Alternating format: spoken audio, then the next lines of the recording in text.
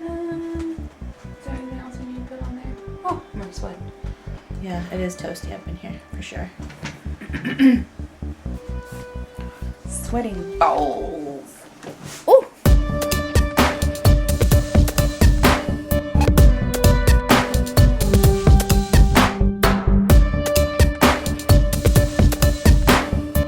Hello! Hey guys, welcome. I'm Abby. And I'm Shauna. And this is Anxious. And Afraid.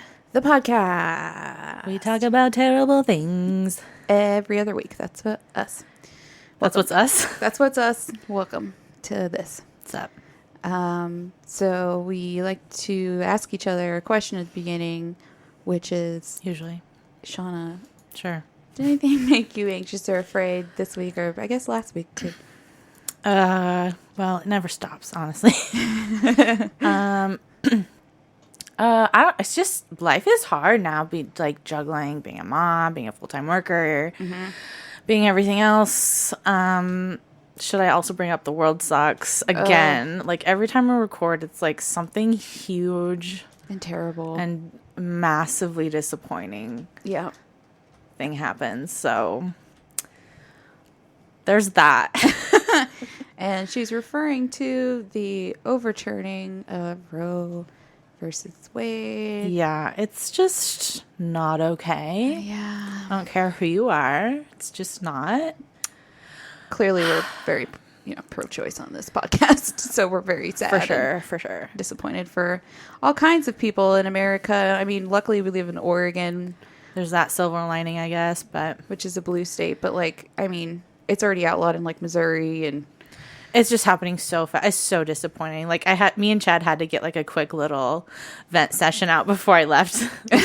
And so that's what we were talking about. And my birth control experience and how I've been back on it for 3 months now.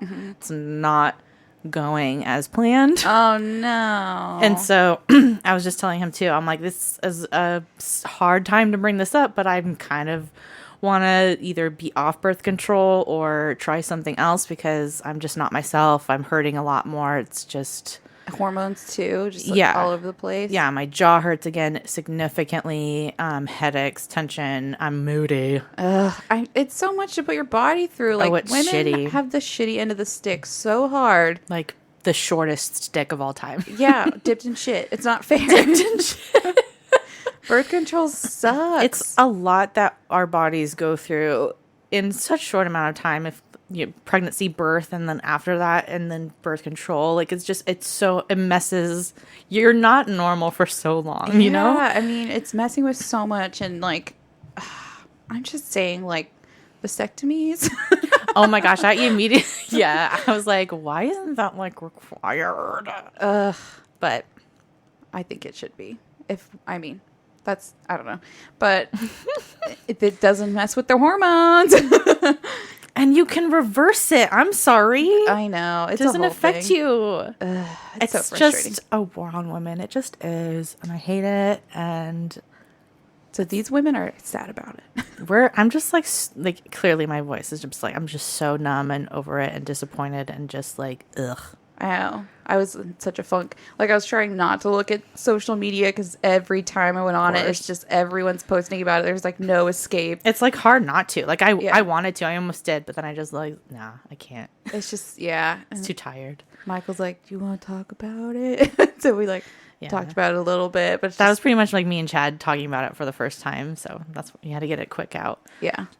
This fucking sucks. Does. Yes, does. Yep. I feel actually really upset about it. Yeah. But yeah. Yeah. Oh my gosh. But let's switch the moods here. Okay. Okay. Randomly.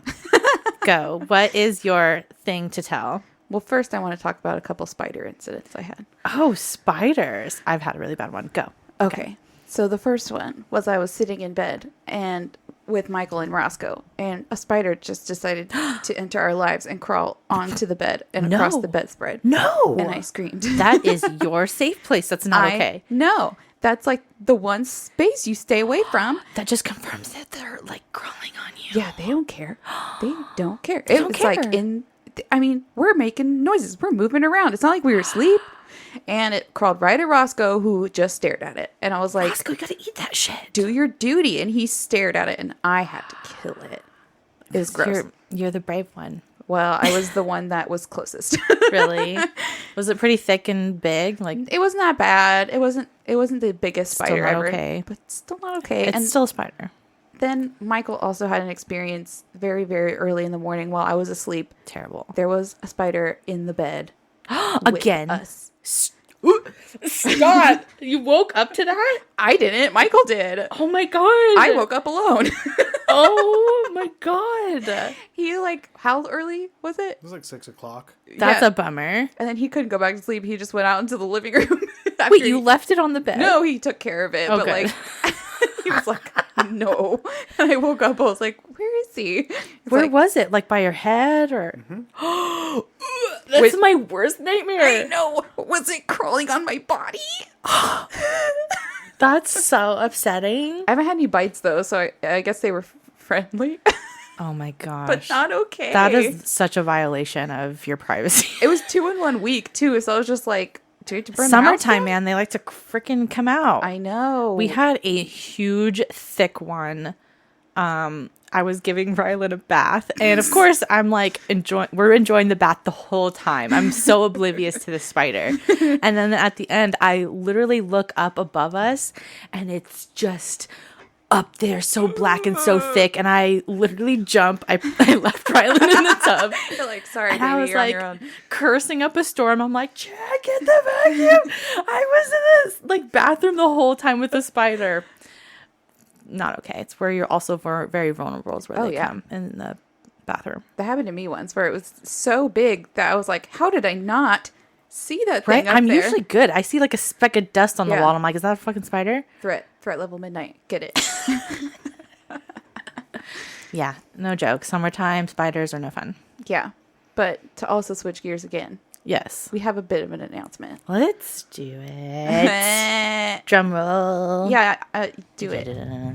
Michael and I are having a baby. Oh my god, we're pregnant. They're next. Yay! So we've been keeping a secret. It's been really hard not to talk about. So cute. I'm so beyond excited. It's not even funny. Thank you. We're stoked. We announced it today, on social media, did. which was That's a nerve-wracking. step. Yeah. So I'm 11 weeks At this along. point. Congratulations. Thank you. Oh my god, I can't wait. We had our ultrasound, so we got to see it, which was wild. Such a special moment. Yeah, it was really crazy because we were just watching it, just moving around in there, doing its own thing. Mhm, just swimming around. Yeah, and I was just like, oh my god, it's in there. It's alive. Everything's fine. It's a little alien in you. I know, because I had so much anxiety, leading up to the appointment, just assuming everything True. is terrible and Sure, it's of going to course. go wrong. That's how we naturally work. Yes, Everything's bad. but of course it was fine. Everything's fine. That's good. So yeah, it's been a wild ride. I have been feeling like shit most of the time. Yeah, you've had a rough beginning there. Yeah, but still working through it. I think I am starting to feel definitely better than I did a few weeks ago. That's good. So that's been nice. That's the hope. Nothing like our friend Jessie, who was just barfing the entire time. Yeah, she did have it the worst. I haven't, Gagging all the time. I haven't barfed in I think at least a week. So And I didn't get to barf at all. yeah, Shauna just had a breezy pregnancy where she's like, I'm Super fine. easy breezy. I actually even said, I was like, I want just that one little drama moment of I need to throw up right now. Go to the restaurant, but I didn't get it. Poor you. For me, I wasn't nauseous at all. I'm sorry to brag. I'll stop. Yeah, I mean, the nausea has gotten better for sure, but my migraines have not, which has been, I was promised that they would go away and I was lied to. It's all lies now. But, yeah. I had a few migraines and they were the worst during pregnancy because you can't take anything. Yeah, they're like, here's a couple Tylenol, but also And be an afraid ice of pack. Tylenol because of everything. But also be afraid of Tylenol. That's true. It's so true. But also be afraid of Tylenol. It's so Yeah. crazy and stupid. The amount of vitamins I take, it's like a full handful. I had to get a pill organizer thing. Yeah, I have one. Good. Michael and I have a ritual. I call him my pill tender. and Cute. once a week, You're going to be old and he's he going to still fills do up it. all of my pills. I throw like 10 bottles at him and I say, oh, pill tender, tend me my pills. And then he does it. This is true. Wait, you actually sing that jingle? I do it every time. He's sad if I don't. I'm so proud of you. That's hilarious. Oh, you guys are adorable. And it's only gotten worse because there's just so many more pills have been added. Mm-hmm. Oh my goodness. So that's a slice of our life. We already have an Anxious and Afraid onesie that we were gifted from the in-laws, which was really cute. So I'll have to post that. Yes, you do. So we're going to have an anxiety-filled baby. Congrats to you, baby, on all your mental disorders, genetic disorders. Well, he or she could talk to, or they could talk to Rylan about it. They'll be best friends. They'll talk about their problems, like how crazy we are. I know. Or they'll be completely normal and just have to bond over how crazy their parents are. Yeah. Or we'll just make them crazy like we are. Yeah, I'm trying to determine if me and Rylan are going to be really, really close and she's going to be just as dorky as me, or if she's going to be like, I mean, she's probably definitely going to be embarrassed by me for sure. All kids are, but it's like, once she gets older, then she'll be like, oh, you were cool all along. Exactly. I'm like, you're going to realize I'm actually the fun one. Yeah. Your dad's boring. Be best friends with me. I'm fun all the time. I'm hilarious, and you're gonna learn it. I'm hilarious. I'm hilarious. She's like, ew, mom, you're gross. We're gonna have to learn all the crazy slang that I refuse to learn now. Oh my god, I know. I feel like there's a new word every few weeks. I'm so behind the times. Michael's got to brush up on his dad jokes. Dad jokes. Yeah. So that's that. Oh my gosh, so fun. It's out. You all know. I'm like living through you guys again. Like, it's just weird because I was pregnant just not long ago. Yeah. Yep. Soon it will be me with all the heavy breathing and. You will. Yes. Heavy breathe, I'm sure. Yeah. It's rough towards the end. Yay. But I am excited because we're due in January. So the worst months are going to be when it's cold. Yeah. Which will be nice. So it's like in the 90s today. It is. It's a hot ass weekend. Which is miserable. But I can't imagine how Jessie was just pregnant through the hottest months of summer. She was born in August. Yeah, that's rough. Yeah, I'm not. And my older sister, my big sister Hannah, is also pregnant. Fun. She's only a month and a half ahead of me. So that's been really cool because we can experience this together and I can bounce all of my paranoid questions off of her because it's her third baby. For sure. So and you guys will both have bellies. Yeah, so we can take cute pics and cousins that'll be super close in age. So that's cool. I love that. Yeah. Big stuff. We're adding adults. to the tribe here. Yep. Growing our anxious family. Mm-hmm. Mm-hmm. I was one more little ounce of good news. I forgot to say in the last episode. This is important. This is very important. I had mentioned that there was a white poodle on board the plane, and the poodle did live, and I didn't say that. And that's nice. I think that's very important that we all know that the dog survived. Aww. I don't know whose dog it was, but I do remember the book saying... Or what it still went through. That dog was traumatized, but it lived. Sure. It was running around the bayou. Poor baby. That's good. Little poodle made it. That's good to know. Yes, and I guess that brings us to the episode today. Right. So we know part two. You know the deal. We're doing the little mini series on Eastern Airlines Flight 401. Mm-hmm. Which, by the way, we did get a couple of comments of people being just as traumatized as I was. I know. And I'm like, that's Abby for you. She knows how to do it. Hi. Welcome to Trauma Fest. That was pretty bad. Sorry. Bad in a good way. Bad way. I'm so sorry. I can't help myself. It was a really good episode, but terrible. Gus never owned up to it, so I wonder if he's listened to it yet. He's just going to be bombarded. He commented on something, and I was like, you're you suggested the worst. Just kidding. So yes, as we said, part one was the traumatizing crash, actual crash of and the aftermath of the flight. And I do apologize for any nightmares I may have caused. But part two will be about the ghostly paranormal sightings that occurred after the crash, which is some very spooky stuff. And which is so interesting. Yes, it's to very me. unique. Because I'm like, how does that work if the plane is gone and crashed into a water? Right. I think you'll be very intrigued as to how this works. Yeah, tell me how the spirits work. As you know, I know all the answers to the afterlife. I am God. So my main source material for part 2 is still the same. It's that book titled The Ghost of Flight 401 by John G. Fuller. Mm-hmm. As I said in part 1, it's an oldie but a goodie. I do recommend checking it out. And the author of that book had actually never written about paranormal events before this book, although he did write several after. So throughout the book, he is pretty skeptical about the stories he hears, but the witnesses are so credible that he has a hard time not believing them. Oh, wait. Okay, credible witnesses. I know, which always makes it juicier. Juicy. So Fuller would first hear about the ghost sightings while on a flight in 1974, which was 2 years after the crash. Okay. And he was having a conversation with a flight attendant. And so we're on a different plane 2 years later, and somebody's talking to a flight attendant. Yeah, John Fuller, he's the author of the book. I understand. Okay. Yeah, so she didn't have a firsthand experience, but she mentioned that there were several employees who had vivid experiences while working on a flight, and their stories had circulated amongst other airline workers. Ooh, airline has like campfire stories. Yes, they're all gossiping. Ooh, fun. So Fuller was working on writing a story about a nuclear power plant accident in Detroit at the time, and he didn't really pursue the topic, but he found himself often flying for his job and couldn't help but ask other employees if they had ever, had any strange experiences. Mm-hmm. And to his surprise, he would hear of many firsthand accounts from the employees who witnessed a ghostly apparition. But many of them had their names redacted or changed when Fuller decided to actually write a book about it. Sure. The employees informed him that if it got out that they were discussing this with him, they would or could likely lose their jobs. That's sad. I know.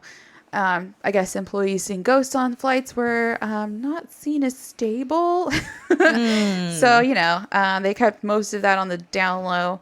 I see. And, sure. Well, I guess many who did report the sightings were allegedly referred to psychiatrists and then sometimes fired after that. So, and this is the 70s, too. Yeah, they weren't taken seriously, so you can't really blame them for not really wanting their names out there, but... Sure, yeah, of course. Sucky. Yeah. Sucky.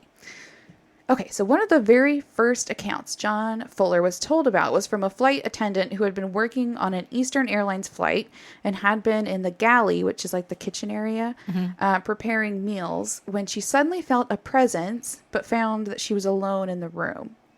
She then felt the temperature drop significantly in the galley, but she never actually saw anything. And this happened about a year after the crash. Okay. Another flight attendant named Sharon Henning had told Fuller that she had spoken to an FAA executive while working on a flight, and he had said that after the crash of Flight 401, there had surprisingly been salvageable materials from the plane that could be reused. That's why it's haunted.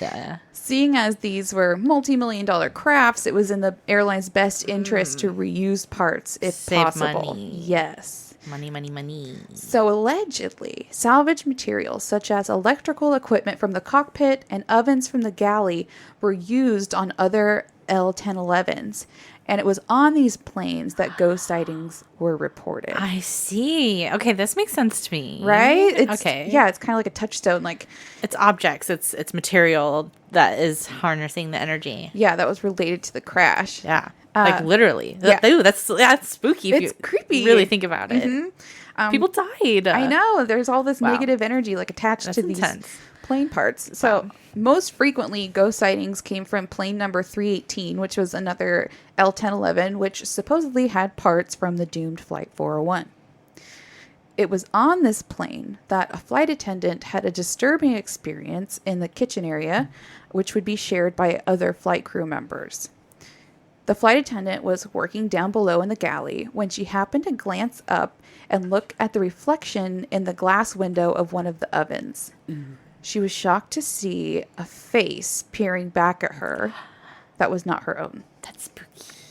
She recognized the face as Don Repod, the flight engineer on Flight 401, who had been in the hellhole when his flight went down in the Everglades. Wait, I thought he survived. He did initially, but he died in the hospital. Oh. Yeah. The poor startled flight attendant rushed topside to ask another attendant to go below to look at the oven glass to see if she saw the same thing. Mm-hmm. The flight attendant returned and shakily confirmed the first attendant sighting. She had also seen the face. Really? Okay, 2, that's convincing. The 2 attendants then asked a flight engineer to go down and see if they would see the same thing. Shut up. Still not quite believing what they had witnessed. Yeah, I mean, shocking. Hello. The man went below and reappeared later, confirming that he had not only seen Don Repod in the glass, but he had heard the apparition say something to him. The flight engineer heard a man say, quote, "Watch out for fire on this airplane." Ooh, chills. Ooh, okay, so 3 people see the exact same guy who's dead, and it's a ghost in the reflection of an oven? Yeah, like the glass in the oven window. Which I do believe is probable for ghosts to... I don't know. It's just like for mirrors and reflections, I feel like they can use that. Right, and it was the ovens that had been reused from the other flight. Which is pretty... It's very creepy. Is it a coincidence? I know, and it's like, well, I guess you should be looking out for fires at any time on a plane, but... Ooh, but it's spooky to get that warning. I know. Ooh. So ominous. Okay. So a short time after this, a problem developed in one of the 3 engines on the craft. The same time that... Yes. Like moments, minutes later. I don't know how long, but they said a short time later. I'm thinking probably within the same day or within days. Okay, wow. On the same plane.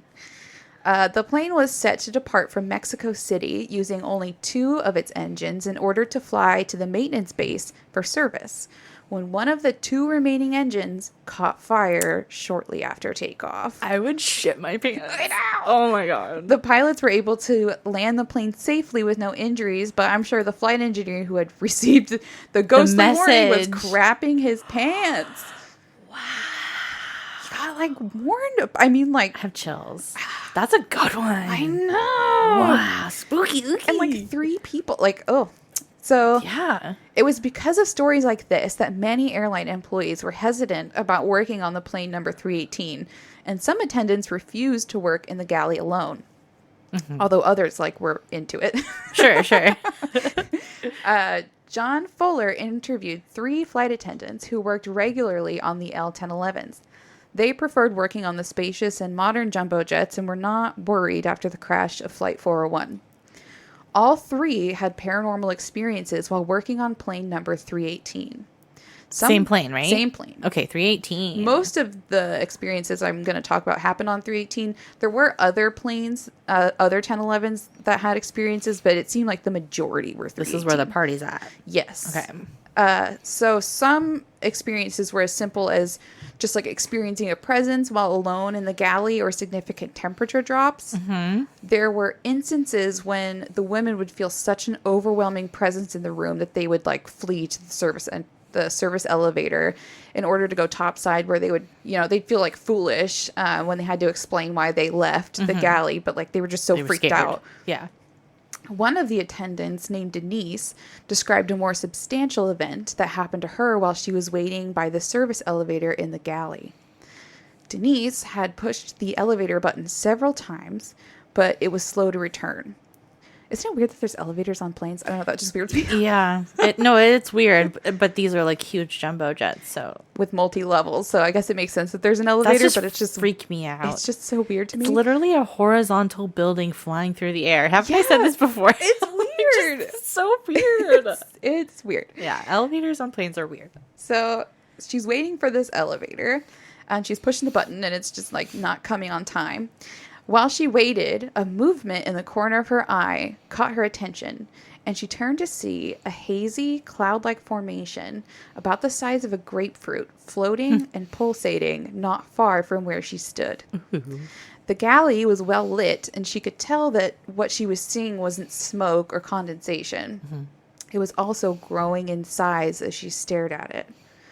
A terrified Denise continued to push the elevator button as the hazy formation grew to the size of an elongated basketball and began to take a more definitive shape. Soon, the haze had formed into a more solid head shape, and a face started to appear. Ew. After what seemed like an eternity, the elevator finally arrived, but not before Denise saw the shape form into a clear face with dark hair graying at the temples, wearing steel-rimmed glasses. Details. Before she could see anything else, the terrified Denise jumped into the elevator and went topside. It would take her some time before she ever told anyone about the incident, fearing she wouldn't be believed. That's weird. It's a weird one, right? So the next incident is one of my favorites, simply because of how simple and creepy it was, and it was also witnessed by several people. Oh, I love this. Okay. This once again happened on the L-1011 plane number 318. The plane was set to depart to Miami from Newark and was undergoing the standard pre-flight checks before takeoff. The passengers had all been boarded and they were all sitting in their seats ready for takeoff. The senior flight attendant was in first class doing the routine head count when she found her count was off by one passenger. Oh. There was an extra on board. Oh. She quickly re-examined the passengers in her section and found the discrepancy. There was an Eastern Airlines captain in full uniform sitting in one of the seats. This wasn't out of the ordinary. Captains or other crew members would often hitch a ride in order to fly to their next destination for takeoff. But the flight attendant still needed to confirm with the captain that this was the case. She approached the captain, who was staring straight ahead, and said to him, "Excuse me, Captain, but are you jump seat riding this trip? I don't have you on my list." So they approached it and spoke to it. Okay. He's sitting in a seat with other people around. And he's in he's solid looking and in a uniform. Just looks like a normal person, fully in his Eastern Airlines captain's uniform. Okay. Just sitting there. Okay. The captain did not answer her or even appear to hear her. He simply continued to stare straight ahead. That gives me chill. The attendant said, "I beg your pardon, Captain. I've got you checked. Sorry, I've got to check you off, either as a jump seat or as a first-class passenger. Could you help me?" But the captain still didn't respond or even glance in her direction, continuing to stare straight ahead. Is not okay. The senior flight attendant was at a loss and went to grab her supervisor, who was just as confused. The captain seemed to be perfectly normal, except for the fact that he was in an unresponsive daze. The supervisor, so the second airline employee who's experiencing this, was unsure of how to proceed and went to the cockpit to grab the captain, who followed them back to first class. By now, several passengers had taken note of the strange situation and were all watching with interest as the captain appeared with the other two flight crew. He was also confused because there had been no record or indication that another captain would be there as a jump seat occupant, and this man also didn't have a boarding pass for the flight. The captain leaned over to address the other captain sitting in first class and froze before exclaiming, "My God, it's Bob Loft." If you remember back to part 1, Bob Loft was the captain on Flight 401, who tragically did not survive. Right. So he recognizes this pilot. And I wonder if did they try and touch it? I don't think he touched him. He leaned over and just saw his face and then it was just I really wish, my God, that's Bob. Right. Oh, but I really wish somebody placed their hand on its shoulder and if it was solid. I have so many questions, but oh my God. Okay, eerie. So they recognized the captain. They recognized him. But before anything else could be done, the captain said that Bob Loft simply vanished into thin air. One moment he was there, the next he was gone. I was going to say, did people witness the disintegration of this apparition? Or, yeah, it's just you blink and he's not there anymore. I'm not okay. I know. That's freaky. It's so freaky because so many people saw it happen. And it's I've heard of ghosts appearing totally solid and totally human, but I don't know. It just is so much creepier to me. It's not like the see-through. I know, it wasn't misty. He wasn't like slightly see-through or anything like that. He was just like solid wearing a suit, just sitting there like he belonged in the place, but then not responding is so creepy. I know, just staring ahead.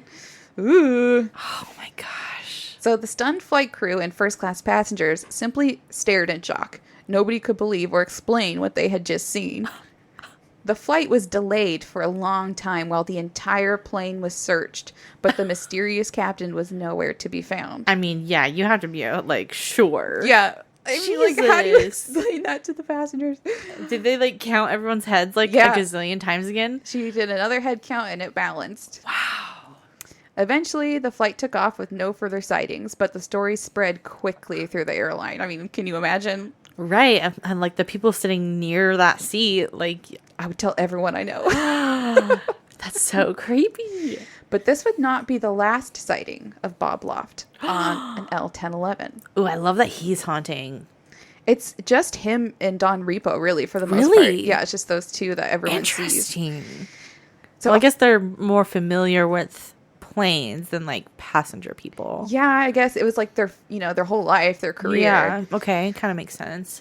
So a flight attendant named Emily Palmer had been keeping track of all the sightings she had heard about from her coworkers and had recorded them all. Good, smart. Yeah. She eventually shared this info with John Fuller, although many of the names had been redacted. But before I read those, let's just take one quick break.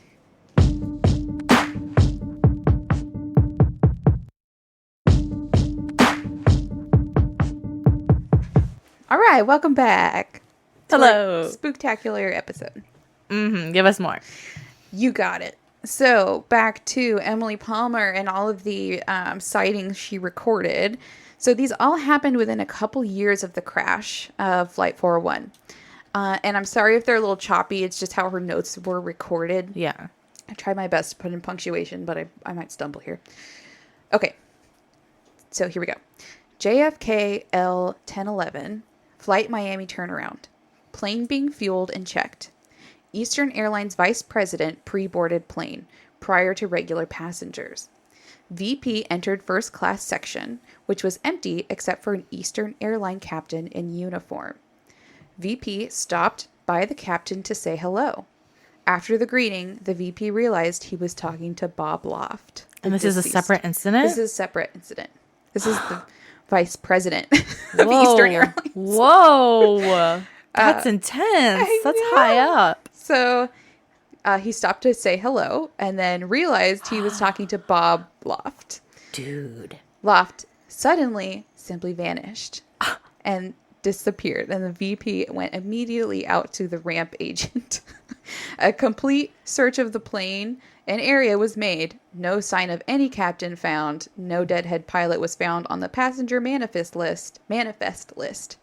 And this was told to her by a JFK crew member who would not reveal their name or the VP's name. Wow. Captain Loft seen again in first class section. I guess the guy likes first class. He likes first class. He's like, as a ghost, I will not sit below my station. I don't need to pay it. Yeah. I want the good seats. So seen again in first class section in New York, JFK, by flight captain and 2 attendants. They talked to him and he disappeared. The flight was canceled. So it's almost like all the same. It's like he never responds. He keeps looking straight, but they're actually seeing and talking to him. Right. He and just then he never vanishes. responds. He's just there. Which is so... Oh, wow. It's so like talking to it. Like that's... Yeah, it's like the exact opposite of Don Repo, where he's like actually like talking to them or like warning them or like... It's like, I don't know, 2 completely different ghostly experiences, but both are pretty prevalent.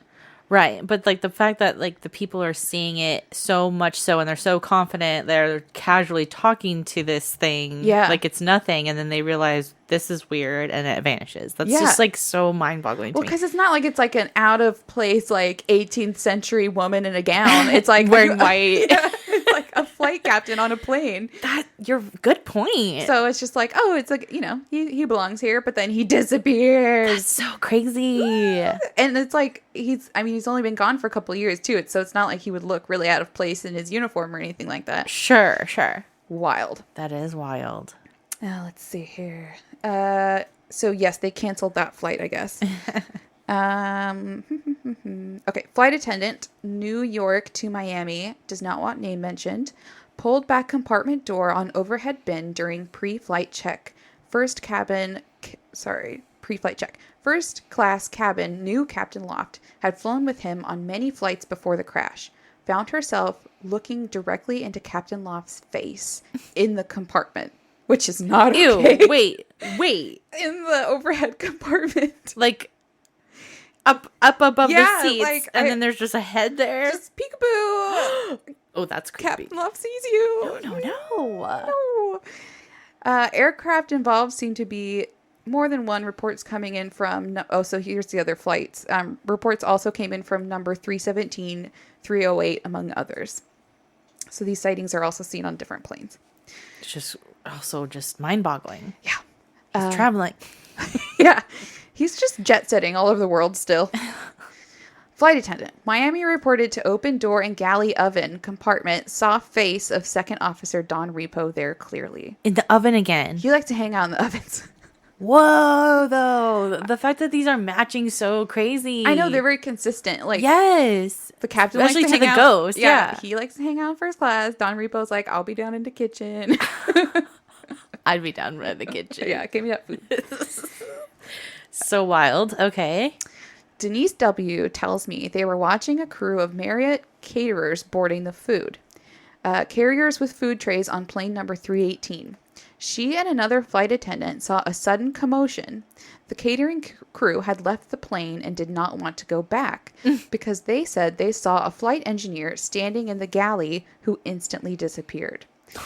Long delay before they could be persuaded to continue loading the plane. Very excitable. Very excitable. We're all in a kerfuffle. Kerfuffle. Oh, the poor caterers are like, fuck that. I do not get paid enough for this shit. Right. Okay, plane number 318 from New York over Everglades on approach pattern to Miami International. Male voice came over PA system to announce customary seatbelt and no smoking precaution to the passengers and crew. No one in plane's crew, either cockpit or cabin, claims to have made the announcement, and PA system was not in use at all during that time period. Wow. He's still just following the rules. He's still just working. He's just doing his job. No, go on vacation. I know. You don't need to tell these people to put on their seatbelts. Okay. L1011 flight plane number 318. 18. Atlanta, Miami second officer sitting at engineer's panel monitoring the flight of the ship. Heard loud knocking coming from compartment below cockpit, down in the hellhole. Engineer went to trap in floor, turned flashlight on, and scanned whole area below. Nothing unusual there. Compartment empty. Looked back at engineer's panel and said he clearly saw the face of Repod. Oh my god. And he had known Repod well.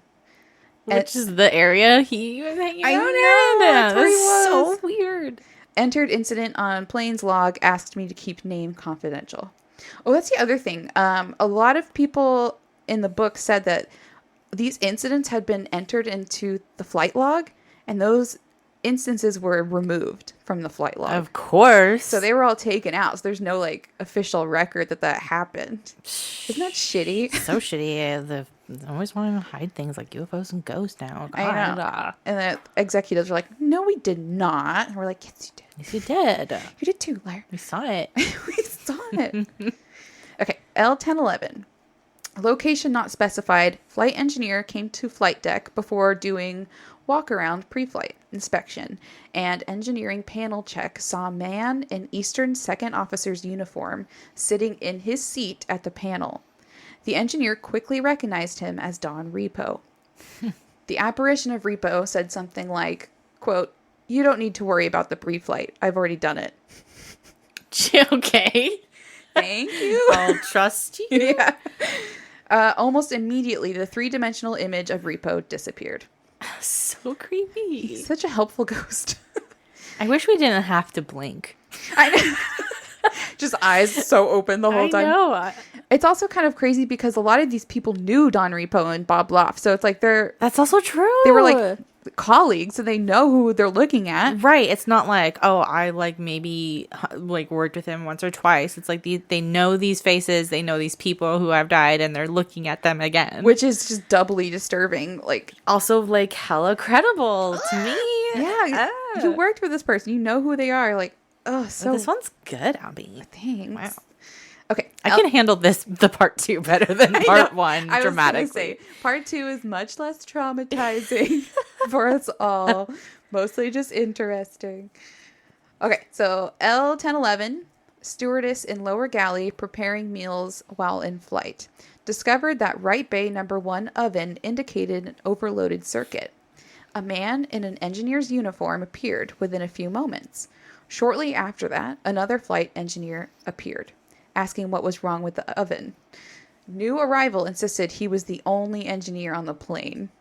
Later, the flight attendant looked up a picture of Repo, who she immediately identified as the man who had first fixed the oven. Stop!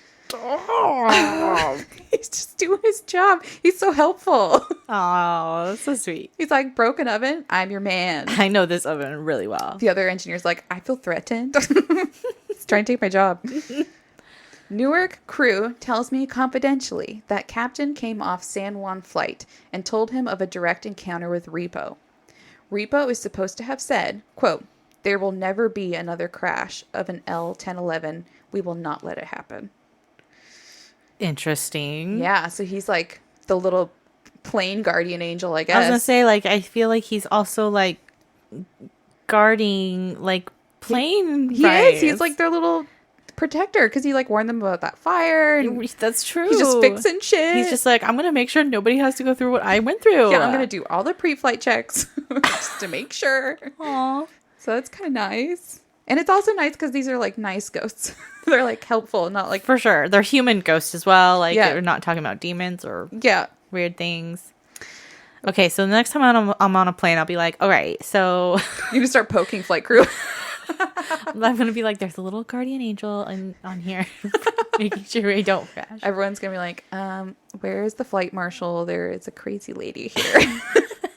You'd be like that woman, like, there's someone on the wing of the plane. The wing of the plane. One particular story that intrigued Emily Palmer involved a woman passenger in the first class section of plane 318, scheduled for a New York to Miami flight. Which is the same. I was gonna say, it's like, it seems like it's the same. Yeah, same flight pattern. That's its job, is that flight. JFK to Miami. Yeah. The plane was still at the ramp, and the head count had not yet been taken by the first flight attendant in the first class section. The woman was seated next to an Eastern flight officer in the uniform of a flight engineer. Something about the officer worried the woman. He looked sick and pale, and when she said something to him, he would not respond. She asked him if he was all right, and should she call the stewardess to help him. There was still no response. The woman became disturbed and called the stewardess, who had agreed that the flight officer seemed ill. She asked him if she could help. Several other passengers also noticed him. Oh my God. Then in front of the group, as before, the flight engineer simply disappeared. Everyone was disconcerted, but the woman became almost hysterical. Yeah, I would be that hysterical woman. Yes. Like, hello. That is some crazy shit. There was a human there, and now there's not, and it was a ghost. Was it the rapture? Did we all get left behind? Like, she's probably like, am I actually crazy, or what did I just see? My mind would be exploding. I know, but at least like other people saw it. I feel like that's the one saving grace. Is like, okay, I'm not crazy. Yeah, like, I would get their numbers and be like, okay, we're a group now, and we're gonna constantly talk about this. Group chat starting right now. You saw what I saw, right? Yeah. Okay, so she was, almost became hysterical. When she arrived in Miami, she demanded that she be shown pictures of the Eastern flight engineers to try and identify the man. Oh, ballsy bitch, yes. No, she's like, I need receipts. There's no Google back then. Right? Give me your photo albums. According to the story, both she and the stewardess involved picked out a picture of Repo as the officer who had been in the first class seat. So I guess that time it was Don Repo in first class. He also likes first class. He likes luxury. What can I say? I mean, who wouldn't? If you get to pick. Why isn't everything just first class and it's just normal? You socialist. Oh my gosh, how dare I? You want equal rights for everyone? Everyone get the same thing? How dare I? That's a novel idea. Another paranormal experience was witnessed by one of the plane mechanics who was working on plane number 318. The mechanic was down in the lower bay. Quote, he couldn't find his screwdriver. He put his hands out to the sides, palms up, the way you would when you can't find something you're looking for. And you're frustrated. Yeah, you're like, what? I don't know. My hands are up. I'm confused. Everyone can see it. All of a sudden, he felt something as if it was slapped into his hand. Ow. It was the missing screwdriver. Shut up. He's like, I got you, boo. Like, here's your driver. No one else was anywhere near him on the plane. That's creepy. He told us that he had run off the plane to get himself under control. Yeah, because if you're like not holding something and then all of a sudden you're holding a solid object, I'd be like, what? It just gets slapped into your hand when you were like, that's creepy. He probably didn't say it out loud. He probably wasn't like, shucks, I'm missing a screwdriver. Or like, if anyone's here, give me my screwdriver. Like, yeah. Wild. So as you can see, Emily and other airline employees were quite busy in recording all of the sightings witnessed by fellow airline employees. As Emily kept track of the stories, she noted that the stories about Bob Loft seemed to be fading over time, and the stories about Don Repo seemed to be growing with more frequency. Interesting. It also seemed like Don Repo was a very kind and helpful ghost, often trying to help airline oh god, airline employees or warn them of issues on the plane. But by 1974, it seemed as though the ghostly sightings of either Don Repo or Bob Loft had stopped occurring, and this may not have been a coincidence. According to several airline employees interviewed in the book, after all the sightings were causing quite a stir amongst the airline passengers and employees, the refurbished parts from Flight 401 were seemingly pulled from the other L-1011s they had been placed on. So they wanted to save money and reuse the stuff, and now they're like, this is too creepy, we need to take this stuff. Right. They're like, we're not going to openly admit that we believe in ghosts, but like, we're just to cover our bases. Yeah, just in case we're going to remove this, if that's causing it, then it's like, you believe it, bitch. Yeah. You don't want to admit it, but you believe. You believe. You're scared. One employee recalled seeing a service elevator pulled and replaced by a brand new one, even though the elevator had been working just fine. The same thing happened with the electrical equipment in the cockpit and some of the ovens. I was going to say, they took the oven. They took those ovens. So while the airline executives outwardly dismissed all of the ghost sightings as ridiculous, they did seem to take it a little more seriously than they were letting on. Nice. And as I said, their plan seemed to have worked. After the refurbished parts were taken out of use, the ghost sightings seemed to stop altogether. I mean, that's a pretty solid experiment. Right? Pretty solid, evidence for the ghost sightings. Of it being attached to, that material. Yeah. Interesting. In the couple years after the crash of Flight 401, dozens of ghost sightings were reported by credible airline employees, many who risked their jobs by saying anything. Right? So, while there are, of course, deniers and skeptics who will say it was all made up, the evidence to me seems pretty convincing, and I hope the spirits of Captain Bob Loft and flight engineer Don Repo finally got the peace they well deserved.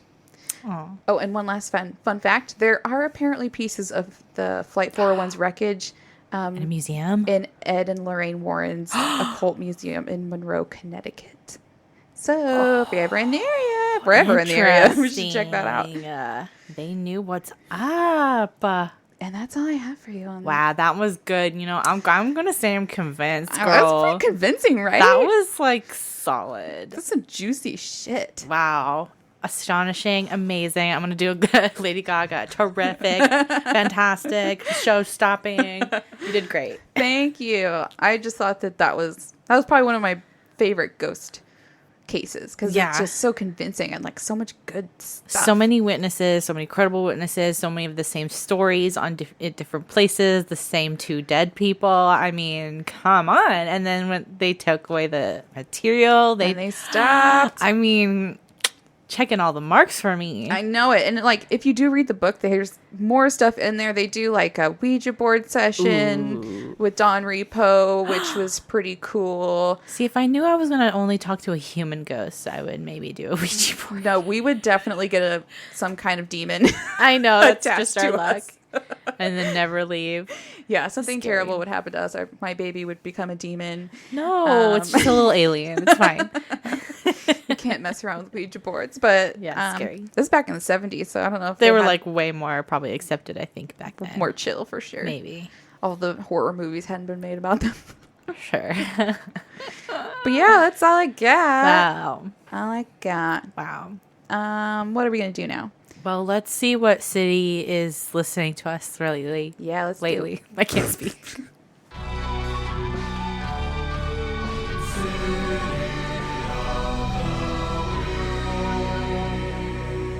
And I hope I'm saying this right, but it's going to Banshaw, Ireland?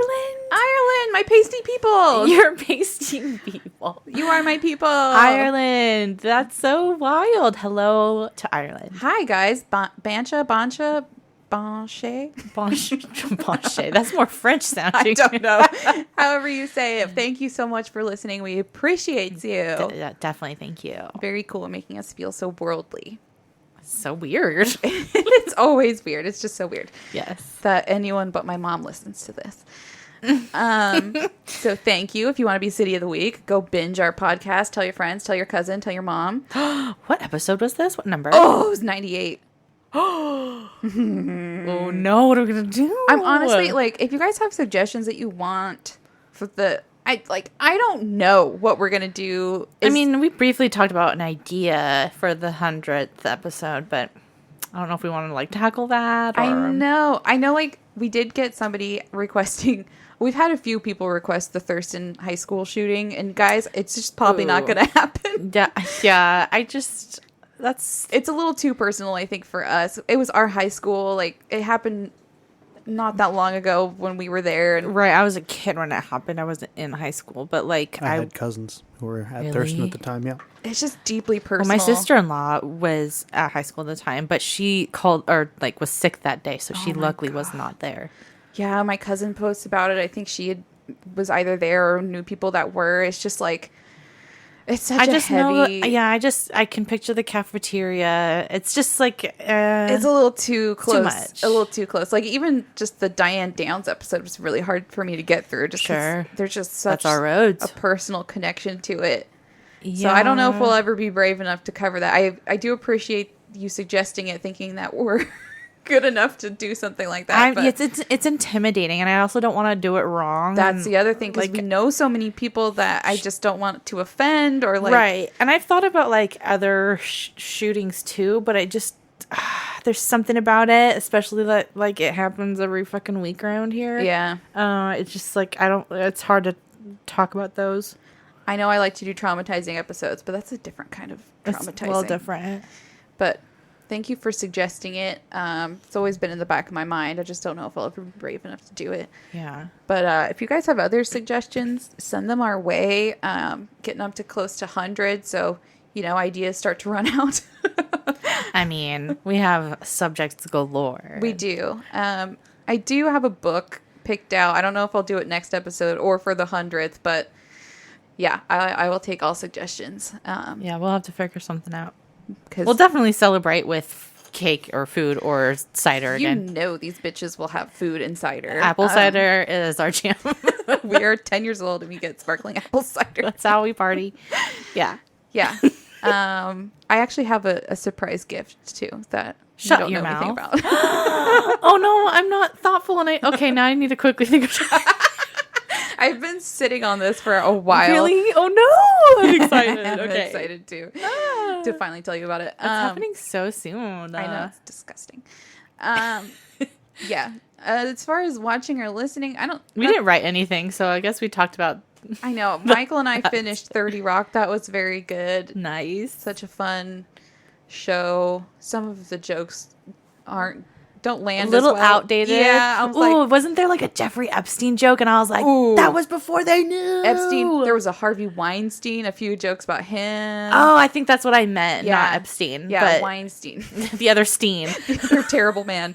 Yeah, I mean, there's some jokes that are like meant to be edgy, but I'm just like, ooh, those aren't good anymore. Like, you can't say that stuff anymore. So, like, if you do watch it, it's so just crazy beware, to like look at that show, and it's like an old show now. Like, their tech, like the phones, obviously is a huge one. Like, they're using flip phones, I think, and I'm like, oh man, that's wild. like it's wild, ancient. So we need a new show. We binged that one. I was watching. I don't know why or what is wrong with me, but I was watching this extreme, disgusting cleaning show. What is it called? I think it was called Dirty Rotten Cleaners. It's on Hulu, and it's like they get these teams of people to go into the most heinous houses in Florida. We're talking like infested. I don't know how people were living there, but they like clean it all, and it's just like so satisfying. The ending is pretty satisfying. The journey there is hellish. Wow. Could not do that job. No. But Hope they paid a lot. Which led me to watching Hoarders. So I just need a new show. On the not light easy side, we did discuss how we all watched you and me and your sister, but Keep Sweet. Like the skin crawl. Pray Obey, whatever. That I watched that too. I binged it, and it's intense. Jeff Warren is a piece of shit. I was so unaware of that happening and continuing to happen right now as we speak. I knew about it. I didn't realize it was still such a thing going on. Yeah. I don't understand how all that could come out and you could still be a part of it, but like so mind-boggling. I mean, I guess they don't watch it or are told not to, but like they're too scared to believe anything else, or it's like, it's God, it's religion. You scare people into that kind of stuff. I mean, it's their whole world. Yeah, it's their whole world. Born into it. So yeah, I mean, how do you? Crazy. That's intense stuff, but it's good. It was good quality documentary for sure. Very well done. Very triggering. So just know Beware. that. But yeah, it was good. Awful, but good. Awful, but good. So that's what we recommend. Y'all have fun with that. Yeah. Yay. Do you have anything else? No. Me and Chad need to go see this Bob's movie. It's hard to get out. It is. No. You have a baby too. I know. I'm still not used to having, it's going to sound terrible, to think about her in the sense of like, we're so used to like, oh, let's go get these concert tickets or like go out and see this. And we're like, no, we have to actually figure out what we're going to do with her. Who's going to watch her? Yeah, it's a whole thing. It's a whole thing now. Mm-hmm. Man, life's crazy with a baby be cramping your style. She's bumming me out. No, I'm kidding. She gives me life. I love her so much. She's everything, but different, totally different. Different world. Okay, well, I guess till next time. All right. I'll just say good up and good night. Good night.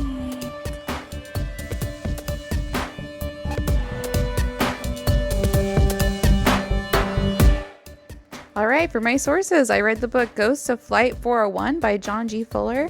Also went to Wikipedia and medium.com. Our music is by Broke for Free and Matt Edwards, and we are edited by Michael.